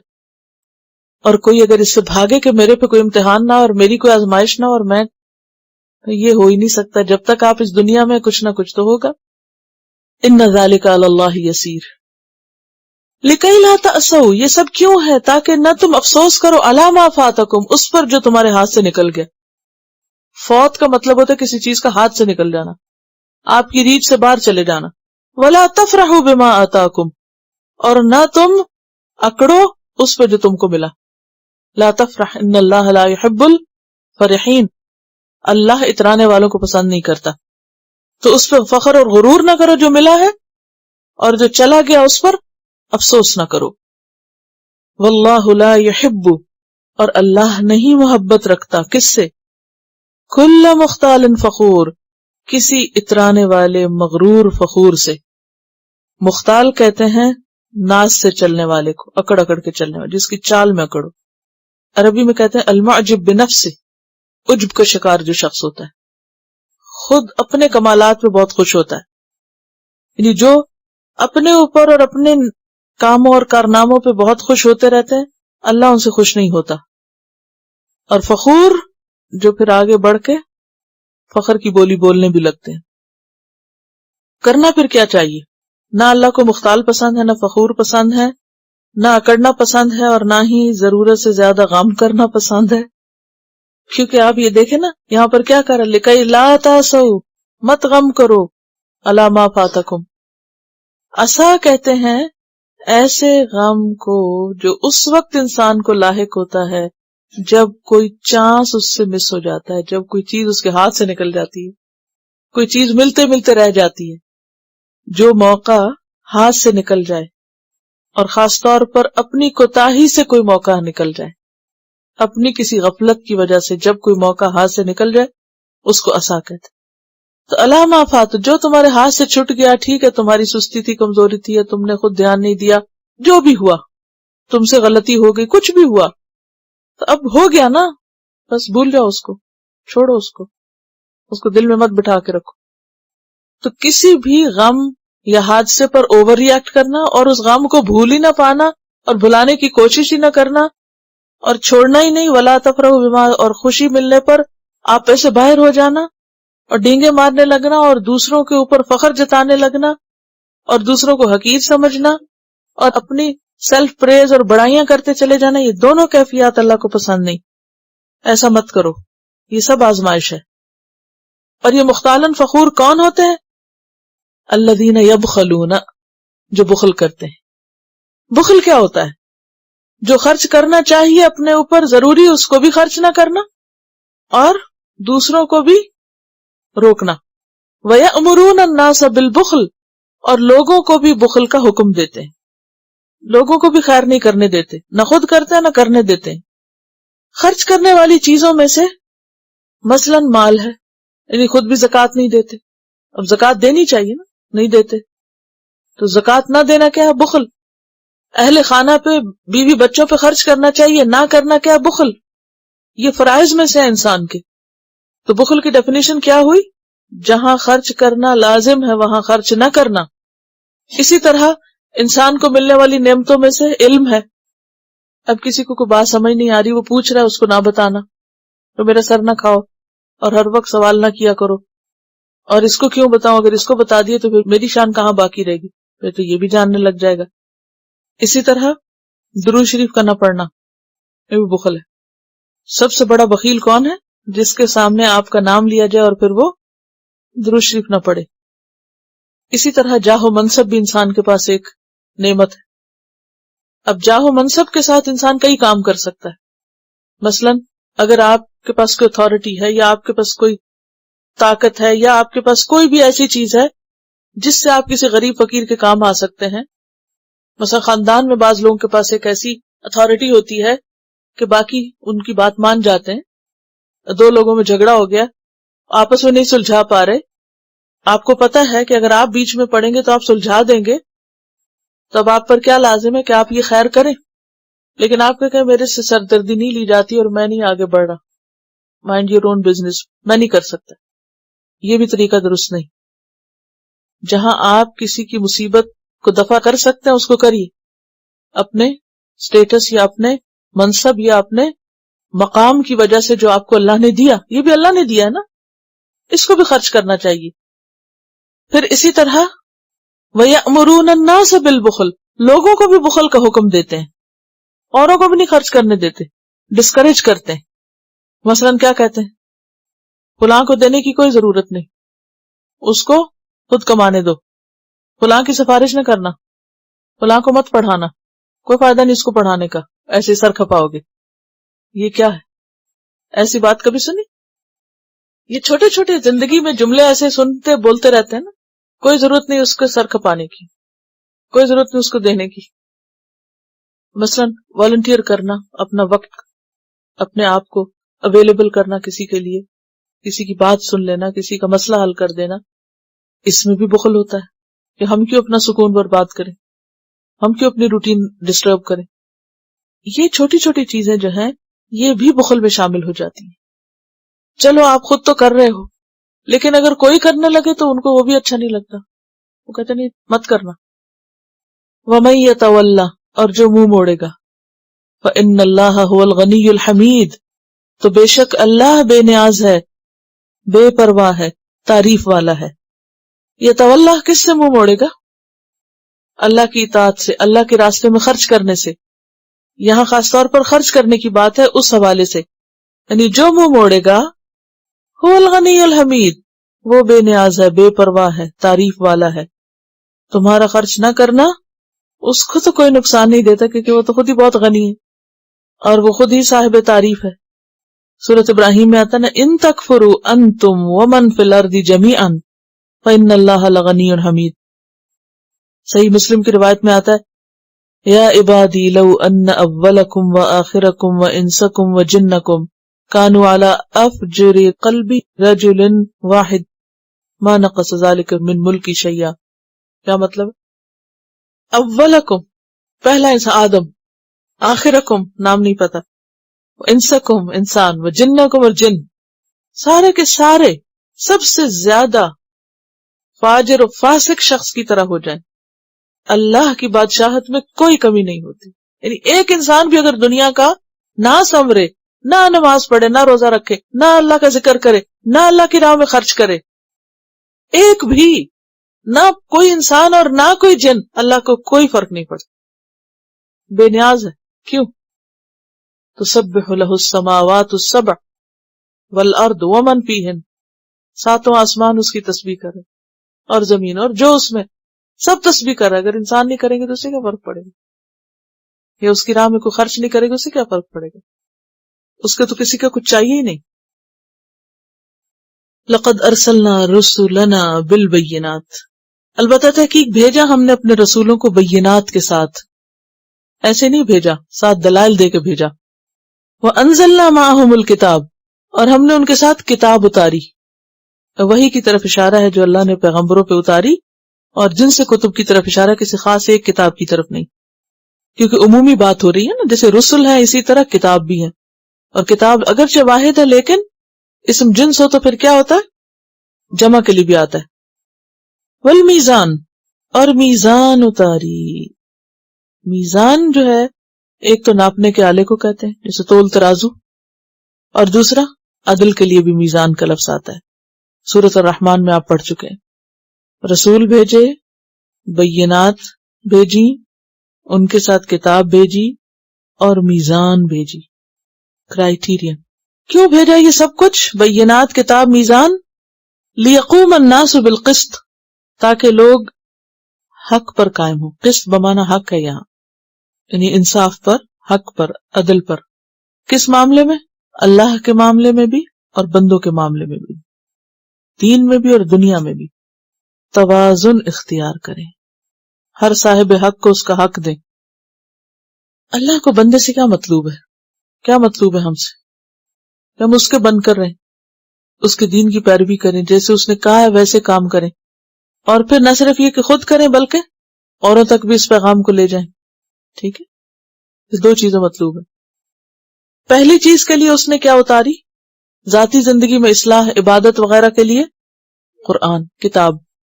کتاب کیا ہے؟ ایک طرح سے میزان ہے. کتاب کیا ہے؟ میزان ہے، جو اس بات کا فیصلہ کرتی ہے، کرائیٹیریا ہے، کون صحیح اور کون غلط. ہم صحیح کر رہے ہیں یا نہیں کر رہے، یہ کہاں سے پتا چلے گا؟ اسی میزان سے.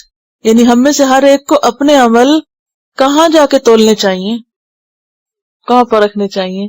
کتاب کے مطلب قرآن کے اوپر. کیا کر رہے ہیں، صحیح کر رہے ہیں یا نہیں کر رہے؟ کیونکہ لیقوم الناس بالقسط کہا گیا نا.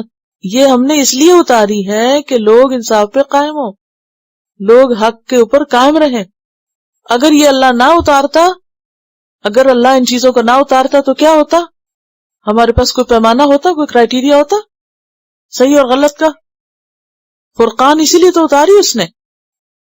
وَأَنزَلْنَا الْحَدِيدَ، اور ہم نے لوہا بھی اتارا.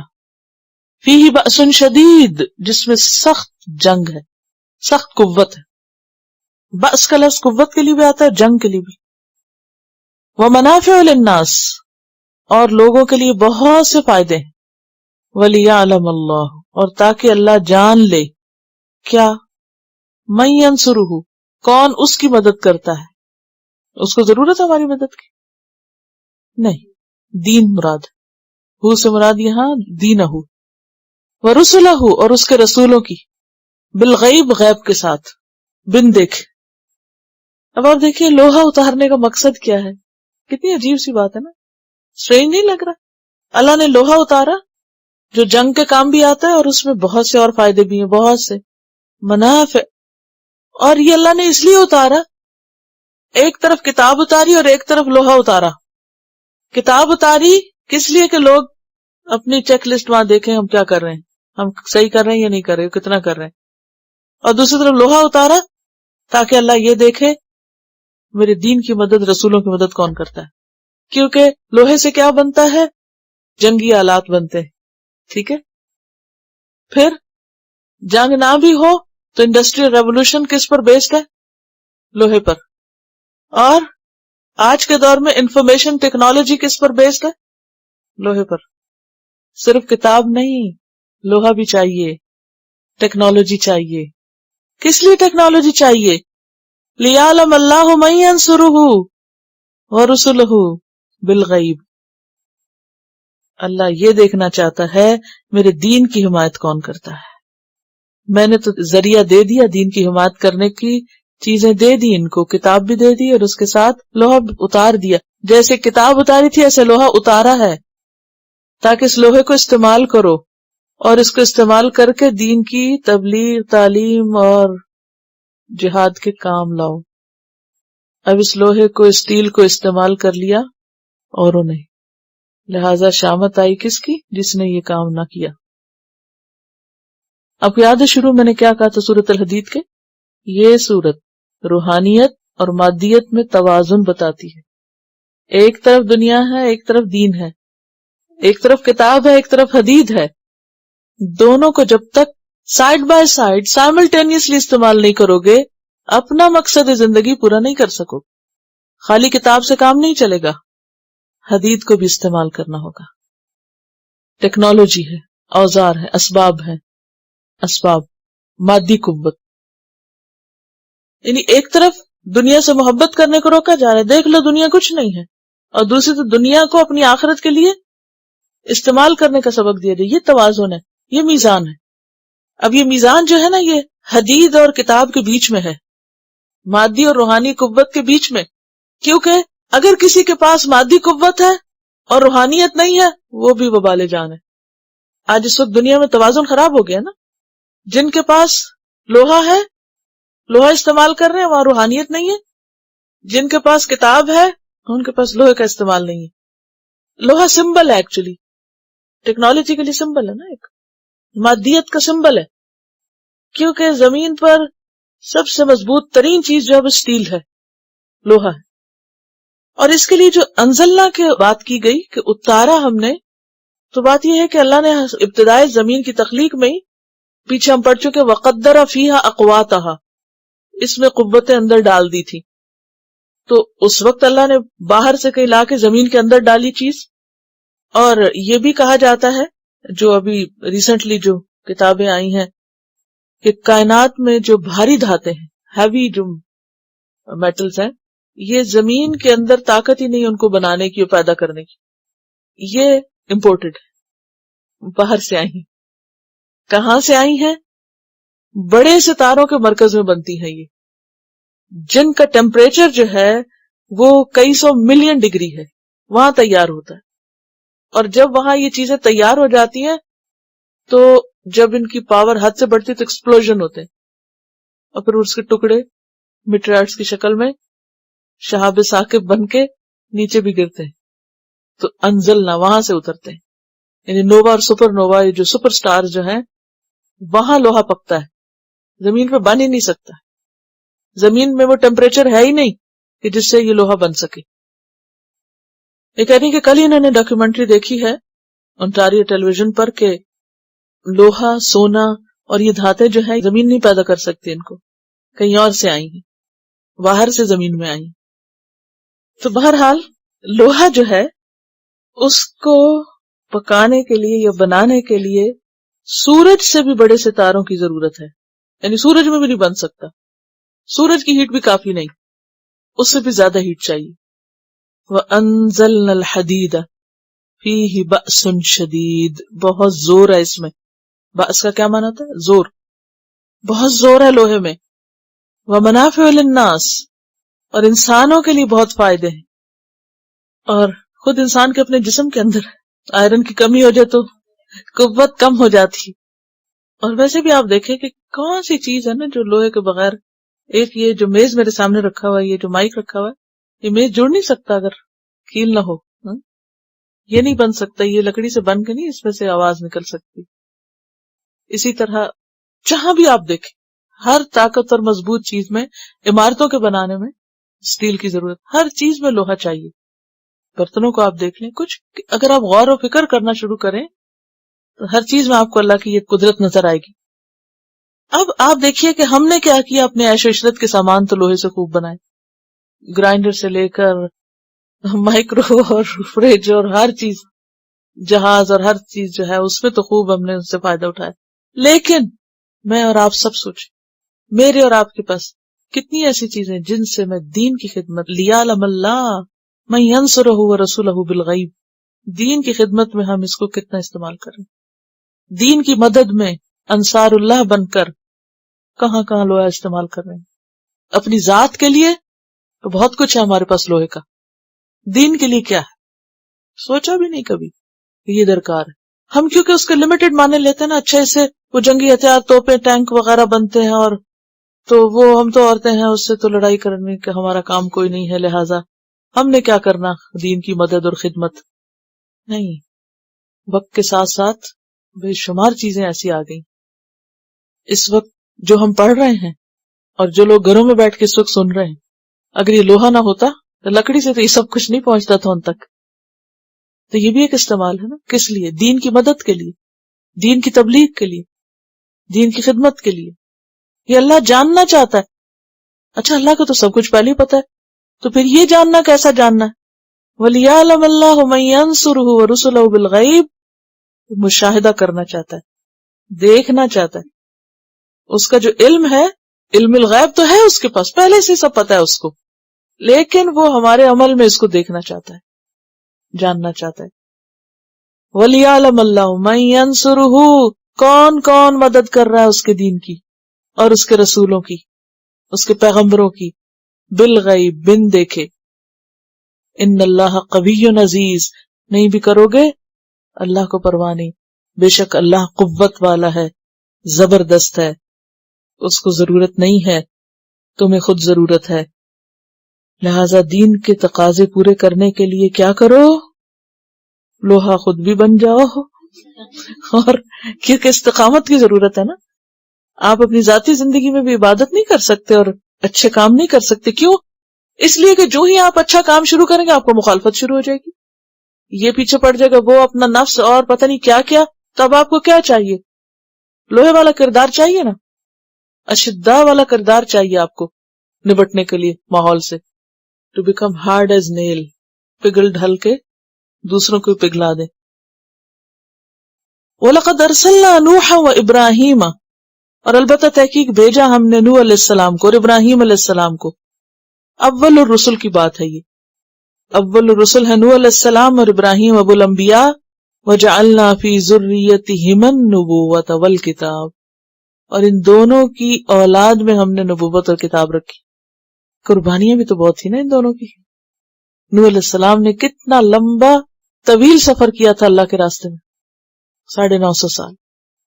اور پھر ابراہیم علیہ السلام بہت قربانیاں کی تھی انہوں نے بھی، اللہ نے دنیا میں انعام دیا ان کو، ان کی اولاد میں نبوت اور کتاب رکھی. انسان کے لیے اولاد کی خوشی اور اولاد میں خیر کی خوشی اس دنیا کی سب سے بڑی خوشی ہوتی ہے. آپ ماں باپ کا دل دیکھیں نا، خود نہ بھی کھائیں گے بچوں کو کھلا کے کیا کریں گے؟ خوش ہوں گے نا. جو کام آپ نہیں کر سکے آپ کیا چاہتے ہیں وہ کون کر لے؟ آپ کے بچے کر لیں یا نہیں؟ سب ماں باپ کی یہی خواہش ہوتی ہے کہ ہمارے بچے کچھ کر لیں، وہ کچھ بن جائے، ان کو کچھ مل جائے، ان کے لیے کچھ بچا رکھیں. یعنی ہم جو سوچتے پہلے ان کے لیے سوچتے پھر اپنے لیے سوچتے. تو وَجَعَلْنَا فِي ذُرِّيَّتِهِمَا النُّبُوَّةَ، اللہ نے ان کی قربانیوں کی قدر کی اور اس خیر کو ان کی اولاد میں رکھ دیا. دیکھیے اللہ تعالیٰ کیسے اپریشیٹ کر رہے ہیں نا، اور کیسے انعام کا ذکر کر رہے ہیں. وَجَعَلْنَا فِي ذُرِّيَّتِهِمَا النُّبُوَّةَ وَالْكِتَابَ، اور پھر ابراہیم علیہ السلام کی اولاد میں تورات، زبور، انجیل، فرقان سب کچھ ان کے بچوں کو ملا. فَمِنْهُمْ مُهْتَدٍ، ان میں سے بعض تو ہدایت پر ہیں، وَكَثِيرٌ مِّنْهُمْ فَاسِقُونَ، اور بہت سے ان میں سے بگڑے ہوئے بھی ہیں، فاسق بن گئے. تو اس سے کیا پتہ چلتا ہے کہ آپ کسی کی بھی اولاد ہوں، آپ کو اپنے لیے خود کچھ کرنا ہوگا، خود محنت کرنی ہوگی. ثُمَّ قَفَّيْنَا عَلَىٰ آثَارِهِمْ بِرُسُلِنَا، پھر پیچھے بھیجا ہم نے ان کے آثار کے، کن کے؟ ان پچھلے انبیاء کے، اپنے کئی رسولوں کو، یعنی نوح اور ابراہیم کے بعد اور رسول بھیجے. وَقَفَّيْنَا، اور پیچھے لائے ہم، بِعِیسیٰ ابن مریم، عیسیٰ ابن مریم کو. وَآتَيْنَاهُ الْإِنْجِیلَ، اور دی ہم نے اس کو انجیل. خاص طور پر یہاں عیسیٰ علیہ السلام کا ذکر ہے. وَجَعَلْنَا فِي قُلُوبِ الَّذِينَ اتَّبَعُوهُ، اور ڈال دیا ہم نے ان لوگوں کے دلوں میں جنہوں نے اس کی پیروی کی. کس کی؟ عیسیٰ علیہ السلام کی. کیا ڈال دیا؟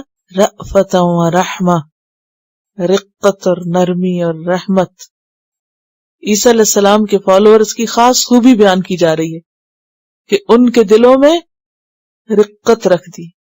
رأفت کہتے ہیں کسی کو تکلیف میں دیکھ کر دل پسیج جانا، رقت طاری ہو جانا، لطف کے ساتھ کسی کی تکلیف دور کرنا، یعنی نرمی کے ساتھ. اور رحمت کیا ہوتی ہے؟ اچھے طریقے سے کسی کے لیے خیر اور بھلائی کا بندوبست کرنا. اللہ نے ان کے اندر رحماء بینہم اور انسانیت کے لیے ایک نرمی اور ایک خیرخواہی کا جذبہ رکھا. ورہبانیت، اور رہبانیت اللہ نے نہیں رکھی. ابتدعوہا، انہوں نے خود اس کو ایجاد کر لیا تھا. ابتداء کہتے ہیں ایجاد کو، انوویشن کو. بدعت. رہبنا لوگوں سے کٹ کے الگ ہو کر اللہ کی عبادت کرنا، اسی سے لفظ راہب ہے. اور رہب کہتے ہیں خوف کو. راہب جس کے دل میں خدا کا خوف ہو، اور خوف خدا کی کثرت کی وجہ سے عبادت میں حد سے بڑھ جانا، توازن خراب کر بیٹھنا، روحانیت میں اتنا آگے جانا کہ مادیت کو بالکل ہی چھوڑ دینا، دوسری ایکسٹریم. اور رہبانیت ابتدعوہا، انہوں نے اس کو خود ہی ایجاد کر لیا تھا. دنیا کے مشغلوں کو ترک کر کے، دنیا کی لذتوں کو نظر انداز کر کے خود کو طرح طرح کی مشقتوں میں ڈالا. ما کتبناہا علیہم، ہم نے اس کو ان پر نہیں لکھا تھا، ہم نے فرض نہیں کیا تھا کہ وہ دنیا کو بالکل چھوڑ دیں، گوشہ نشین ہو جائیں. الا ابتغاء رضوان اللہ، مگر اللہ کی رضا چاہنے کے لیے انہوں نے یہ سب کیا تھا کہ اللہ کو خوش کر دیں کسی طرح. فما رعوہا حق رعایتہا، تو انہوں نے اس کی رعایت نہیں کی، اس کا حق ادا نہیں کیا جیسے کہ حق ادا کرنا چاہیے تھا. رعو کا لفظ رعیون سے ہے. رائی کہتے ہیں چرواہے کو. چرواہا کیا کرتا ہے؟ بکریوں کا، جانوروں کی بہت اچھی طرح نگرانی کرتا ہے، ان کا دھیان رکھتا ہے، ان کی بھوک پیاس گرمی سردی بیماری ہر چیز کا خیال رکھتا ہے. جیسے بچے پالتے نا انسان، تو ایسے ہی وہ بکریاں پالتے ہیں، جیسے اپنے بچوں کو انسان ہر طرح سے دیکھتا نا. فما رعوہا، تو انہوں نے اس کی نگرانی نے، اس کی حفاظت نہیں کی. وہ جس مقصد سے شروع ہوئی تھی وہ پورا ہی نہیں کیا جیسے اس کی رعایت ہے. فآتینا الذین آمنوا منہم اجرہم، تو عطا کیا ہم نے ان لوگوں میں سے جو ایمان لائے ان کا اجر، یعنی جنہوں نے حق ادا کیا ان کو اس کا اجر ملا. وکثیر منہم فاسقون، اور ان کی اکثریت فاسق ہے، اللہ کی اطاعت سے دور ہے، نافرمان ہے. کیونکہ بدعت کے ساتھ خشیت کا فائدہ نہیں ہوتا جب تک کہ انسان اپنے دین کو ویسا نہ رکھے جیسے اللہ چاہتا ہے. بنیادی طور پر رہبانیت کیوں وجود میں آئی تھی؟ بات یہ ہے کہ جب تثلیث کا عقیدہ جو ہے وہ سرکاری مذہب بن گیا تو جن لوگوں نے اس کو نہ تسلیم کیا ان پہ سختیاں ہونے لگی، تو وہ غاروں میں پہاڑوں میں چھپ گئے. اور اس کا ایک سمبل آپ نے کہاں پڑھا تھا؟ سورۃ کہف میں. ٹھیک ہے، تو کہف میں جو گئے اپنا دین بچانے کے لیے، تو پھر یہ ایک واقعہ نہیں تھا، ایسے اور لوگ بھی یہی شروع ہو گئے. جہاں دیکھا ماحول موافق نہیں تو اپنے ماحول کو بدلنے کے لیے انہوں نے ایسی جگہوں کا رخ کر لیا. اب کیا ہوا؟ انہوں نے اس کا حق ادا نہیں کیا، یعنی نکلے تو تھے اللہ کو خوش کرنے لیکن وہ نبھا نہ سکے کیونکہ وہ ان کی جانوں پر ایک بوجھ تھا. یعنی غیر فطری طریقوں پہ چلے گئے، شادی نہیں کی، بچے نہیں، ماں باپ نہیں، اور طرح طرح کی خود کو اذیتیں دینا، ایک ٹانگ پہ کھڑے رہنا، کسی سے بات نہ کرنا، رشتہ داروں سے ملاقات نہ کرنا، اچھا کھانا نہیں، اچھا پینا نہیں، سونا نہیں، یعنی اپنے نفس کو اذیتیں دی. اور ہر وہ چیز جو دنیا کی نعمتیں اللہ نے بندوں کے لیے پیدا کی تھی ان سے کلی اجتناب کر لیا. اب اللہ نے ہمیں یہ تو کہا ہے کہ ان میں مشغول ہو کہ اللہ کو نہ بھولو، یہ نہیں کہا کہ ان کو بالکل چھوڑ دو اور اپنے آپ کو ستاؤ. نبی صلی اللہ علیہ وسلم نے کیا فرمایا کہ میں روزہ بھی رکھتا ہوں اور افطار بھی کرتا ہوں، شادی بھی کرتا ہوں، رات کو سوتا بھی ہوں، عبادت بھی کرتا ہوں. تو یہ آپ کا طریقہ ہے. اور آپ نے کیا فرمایا؟ من رغب عن سنتی فلیس منی، جو میرے طریقے سے منہ موڑے اس کا مجھ سے کوئی تعلق نہیں. اور رہبانیت کے اوپر تفہیم القرآن میں اس آیت کی تفسیر میں بہت سے واقعات اور بہت ڈیٹیلز لکھی ہوئی ہیں، تو مزید معلومات وہاں سے بھی آپ لے سکتے ہیں. یا ایھا الذین آمنوا اتقوا اللہ، اے لوگو جو ایمان لائے ہو اللہ سے ڈرو، اللہ سے ڈرو. یہ کرنے کا کام. وآمنوا برسولہ، اور ایمان لے آؤ اس کے رسول پر، یؤتکم کفلین من رحمتی، عطا کرے گا تم کو اپنی رحمت کا دگنا حصہ۔ کفلین تسنیہ ہے کس سے؟ کفلن سے، اور کفل کہتے ہیں کسی چیز کا کافی حصہ۔ وَيَجْعَلْ لَكُمْ نُورًا، اور بنا دے گا تمہارے لیے ایک نور، تمہیں ایک نور دے دے گا، تمشون بہ، جس کی روشنی میں تم چلو گے۔ کہاں؟ دنیا کے پلسرات پر بھی اور آخرت میں بھی، دونوں جگہ نور چاہیے نا، اور یہاں ہوگا تو وہاں بھی ملے گا، اگر یہاں نہیں تو وہاں بھی نہیں۔ وَيَغْفِرْ لَكُمْ، اور وہ تم کو بخش دے گا۔ واللہ غفور الرحیم، اور اللہ بخشنے والا مہربان ہے۔ تو کرنے کا کام کیا ہے؟ الم یأن للذین آمنوا ان تخشع قلوبہم لذکر اللہ، خشوع، تقوی، دل کا بدلنا۔ اتقوا اللہ، اللہ سے ڈرو، کیونکہ تقوی کہاں ہے؟ دلوں میں۔ اگر دل نہیں بدلے تو کچھ بھی نہیں بدلے، اور اگر دل بدل گئے تو وہ تم کو بخش دے گا اور تمہیں نور دے دے گا، جس نور کا چھٹنا تمہارے لیے کیا ہے؟ آخرت میں مصیبت کا باعث۔ لئلا یعلم اہل الکتاب، تاکہ جان لے اہل کتاب۔ تو اب آپ کہیں گے لا کا ترجمہ کیوں نہیں کیا؟ یہ لا نافیہ جو یہ زائد ہے یہاں، اور بعض نے کہا کہ لا ہے اور اس کا معنی دوسرا بنے گا، لیکن پہلے میں ایک معنی کروں گی، لئلا یعلم اہل الکتاب، تاکہ جان لے اہل کتاب، اللہ یقدرون علی شیء، کہ وہ کسی چیز پر قادر نہیں، من فضل اللہ، اللہ کے فضل میں سے، یعنی اللہ کا فضل کسی انسان کے ہاتھ میں نہیں، کس کے پاس ہے؟ وَأَنَّ الْفَضْلَ بِيَدِ اللَّهِ، اور بے شک فضل اللہ کے ہاتھ میں، یؤتیہ من یشاء، عطا کرتا ہے جس کو چاہتا ہے۔ یہ بات بھی دوسری دفعہ آ رہی ہے، واللہ ذو الفضل العظیم، اور اللہ بہت بڑے فضل والا ہے۔ اللہم انا نسألک من فضلک العظیم۔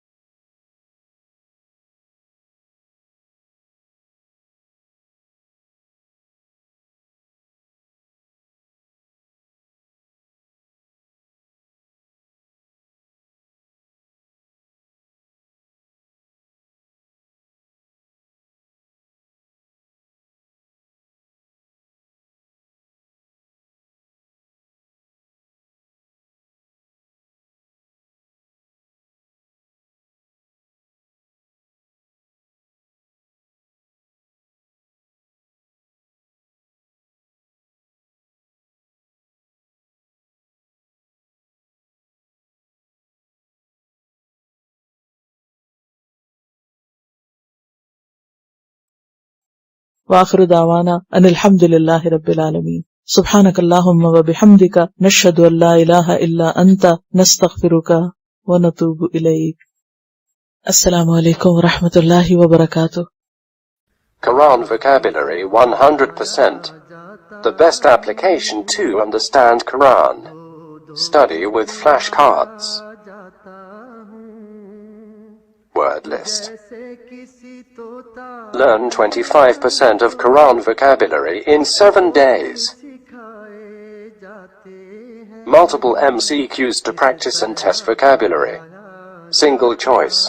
Multiple choice. True, false. Bookmark difficult words. Study wrongly answer words. Test your skills. 12 essential grammar lessons at Learn Quranic Grammar. You can select number of word to study from bookmarks. Select number of times wrongly answered words for study. Test your skills with multiple choice flashcard, true, false, matching words and single choice MCQs. Grammar lessons are available in PDF format. Native Quranic and Urdu fonts. Available at Google Play and Apple App Stores. Download it today to contribute in the Islamic Apps Development Project. Quran vocabulary 100% in Urdu. Visit smartappsweb.com.